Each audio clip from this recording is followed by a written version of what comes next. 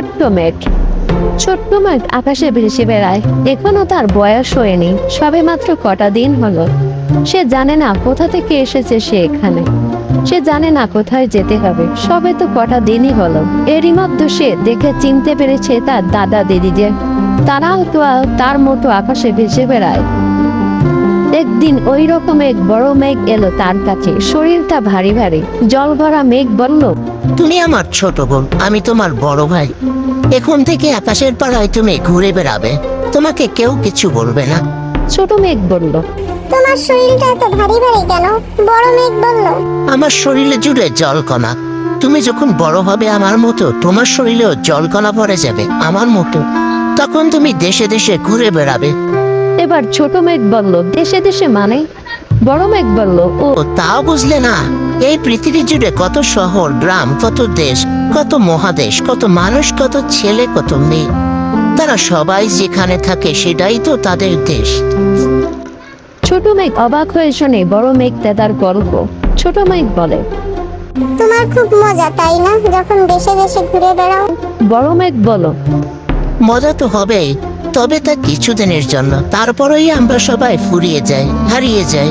সময় যখন হবে বৃষ্টি হয়ে ঝরে পড়বো মাটিতে, তখন মরে যাব ঠিকই। তবে কি জানো, বৃষ্টি হয়ে ঝরে পড়তে ভারী মজা। সে এখন তুমি বুঝবে না, তুমি যে এখনো অনেক ছোট। বড় মেঘ দাদার কথা বলতে বলতে এগিয়ে যায়। ছোট মেঘ এখনো জানে না বৃষ্টি কাকে বলে, ঝরে পড়া মানে কি। তবু তার মনে হয় এখনই সবকিছু না জানলেও হবে।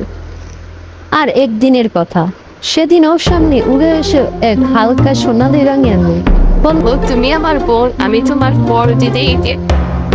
ছোট মেঘ বলল তাকে, দিদি, আমিও খুব খুশি তোমাকে পেয়ে। দিদি, আমাকে বলো, বৃষ্টি কি, ঝরে পড়া মানে কি?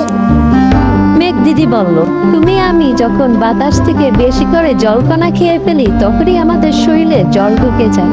জল ভরা হলেই এক সময় পৃথিবীতে ঝরে পড়ি,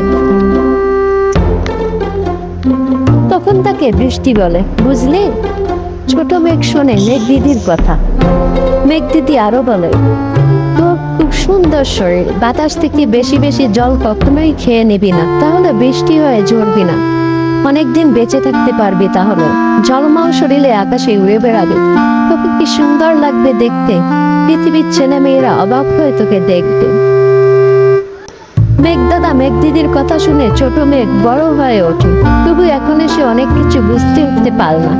সে খোঁজে তার মাকে, বাবাকে, এত খুঁজে বেড়ায় তবু পায় না।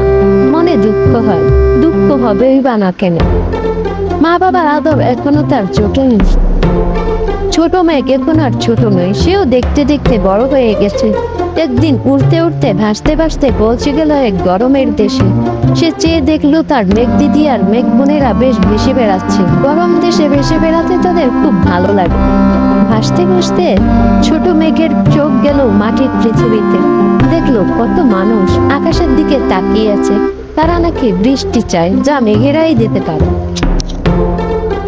এক মেঘ দিদির কাছে এসে বলল, এক ফোঁটা বৃষ্টির জন্য মানুষ প্রার্থনা জানাচ্ছে। ছোট মেঘ বোন, ওসবে কান দিস না। বৃষ্টি হয়ে একবার ঝরে পড়লে আর তোকে আমরা পাবো না, তখনই তুই হারিয়ে যাবি, ফুরিয়ে যাবে। ছোট মেঘ কি করবে ভেবে পায় না। গরম দেশে এসে অব্দি তার মনটা কেমন ব্যাকুল হয়ে উঠেছে। তার চোখে পড়ছে ফুটি মাটি। কত পুকুর দেখেছে সে, এক ফোঁটা জল নেই সেখানে। জল না পেয়ে মাঠের ফসল শুকিয়ে গেছে। মানুষের কান্নাও শুনেছে সে, এমনই গান শুনছে সে, আল্লাহ মেঘ দে পানি দে। এমনকি চাতক পাখির কান্নাও তার মনকে খুব কষ্ট দিয়েছে। এদিকে মেঘ দিদির সাবধান বাণীও কানে বাজছে তার, বৃষ্টি হয়ে ঝরিস না, তাহলে তুই হারিয়ে যাবি, ফুরিয়ে যাবি। এবার ছোট মেঘের মনে হলো সে সত্যিই হারিয়ে যাবে, ফুরিয়ে যাবে। যদি কোনো ভালো কাজে সে আসে, তবে এ জীবন তার সার্থক হবে। ছোট মেঘের মনে হলো, আমার কাছে যতটুকু জল আছে তা দিয়েই সেবা করব আমি। একথা ভাবা মাত্রই ছোট মেঘ তার ছোট্ট জলওয়ালা শরীর নিয়ে নিচের দিকে নামতে শুরু করলো। নামছে তো নামছে, একসময় সেও বৃষ্টি হয়ে ঝরে পড়লো মানুষের কাছে। শেষবারের মতো ছোট মেঘের মনে পড়লো বড় মেঘ দাদার কথা। সময় যখন হবে বৃষ্টি হয়ে ঝরে পড়বে মাটিতে, তখন মরে যাব ঠিকই। তবে কি জানো, বৃষ্টি হয়ে ঝড়ে ভাবতে ভারী মজা। আজ সে অনুভব করলো সত্যিই কি মজা। যে দেখলো বৃষ্টি হয়ে ঝড়ে পড়তে দেখে পৃথিবীর কচি কাঁচা ফল কেমন আনন্দ নেচে উঠছে। সকলের মুখে খুশি আর হাসি। ওদের সঙ্গে হাতে হাত মিলিয়ে বড়রাও কেমন লাফালাফি করছে, যা সে এর আগে কোনোদিনই দেখেনি।